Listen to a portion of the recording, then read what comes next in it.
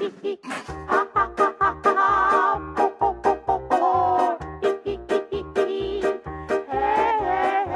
to the Cinematologist Movie Reviews, diagnosing cinema one movie at a time. Today we talk about Pee-wee's Big Holiday.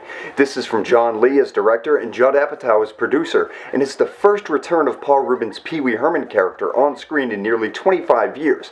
This movie's gone straight to Netflix, and after a successful stage run in 2010, this movie was in so much development for the longest time, but now, as a part of Netflix original films, it's back for families to view. So, is this a good return to form for the classic 1980s, 1990s character, or is this a film worth diagnosing?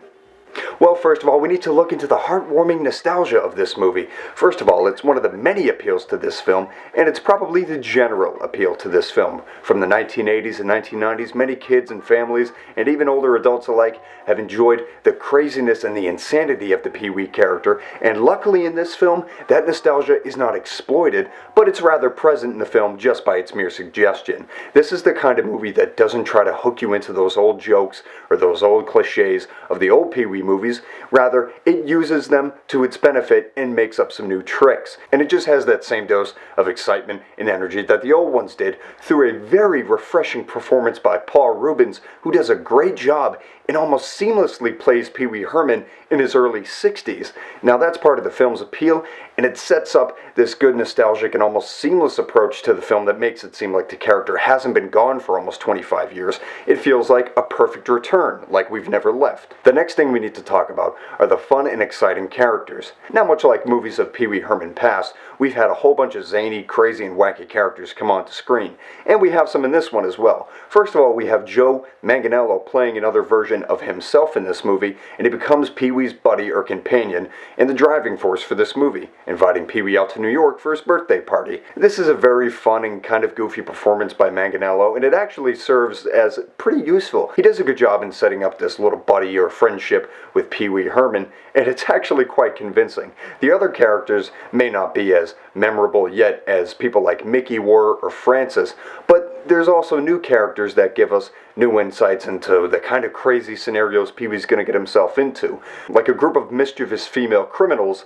some Amish villagers, and even a caveman of some sorts.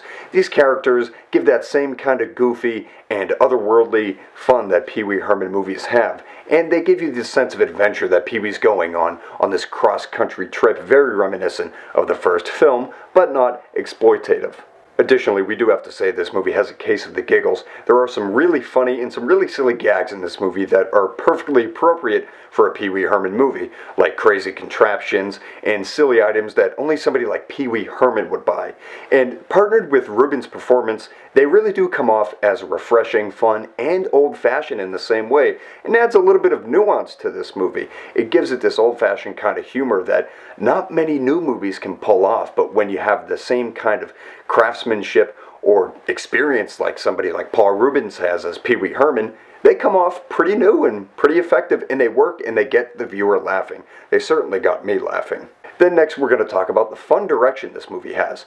John Lee is a bit of a newcomer for films, but he does a good job in keeping the pace of this movie intact, keeping it flowing for a steady rate, and keeping all the fun, jokes, silly gags, and even the development of the story going along quite quickly. And it's effective because we know this is just a return to form for Pee-wee. There's nothing too elaborate going on here. We just want to be a part of the ride, and the direction gets us through it quite well, quite effectively, and keeps us laughing, mostly along the way. Now, while there's a lot of things to enjoy about this movie, there might be some slight side effects. Well, generally, I think we were missing the manic with this movie. Yeah, that manic presence that was in that 1985 original directed by Tim Burton, which gave us that extra twisted and insane side of Wee Herman movies. But then again, that was a little bit of a proprietary trait from Tim Burton, so it's not a complete fault to be missing only slightly from this film. This film certainly does have its surreal, goofy, or just crazy aspects, maybe not to the extent of the Burton film, but that was the first of its kind. So this side effect may be somewhat inexcusable, but I still found that some of the gags may have been able to go even further and all the way. Certainly we have a lot of stuff to enjoy with this Pee-wee film, and it's not perfect, but this side effect may be a little bit more subjective. And with that said, it's time to go on with the prognosis of this movie. Honestly, I have to say, this was a very fun return to form for Pee Wee Herman, and it was actually kind of refreshing. After all the rehashes of past we've seen, new sequels of old classics, this one fits in better than most. And to go straight to Netflix, it gets it more accessible to families, and Netflix being one of the premier streaming availabilities to people, it might find a good shelf life, and I really think it should. This is one I would actually prescribe to a lot of people, especially if you're a fan of Pee-wee, or if you're a family looking for some goofy and silly entertainment with some old nostalgia to add into the mix. This is definitely a movie I would prescribe. It's a fun return to form with silly characters, goofy gags, and an old-fashioned dose of humor that we really haven't seen work in a long time. And even with some practical effects in there, that was something I didn't get to, but it was actually really cool to see a lot of practical effects used in this movie. So this is definitely one that is admirable, pretty well done, and very well performed by the cast, especially Paul Reubens going back to his Pee-wee character in his early 60s. So this is one I can definitely prescribe and recommend to most movie fans. If Pee-wee's not your thing, maybe you won't like this. Otherwise, it's a film that can be laughed at, laughed with, and enjoyed. I'm the Cinematologist, diagnosing cinema one movie at a time. Thank you for watching.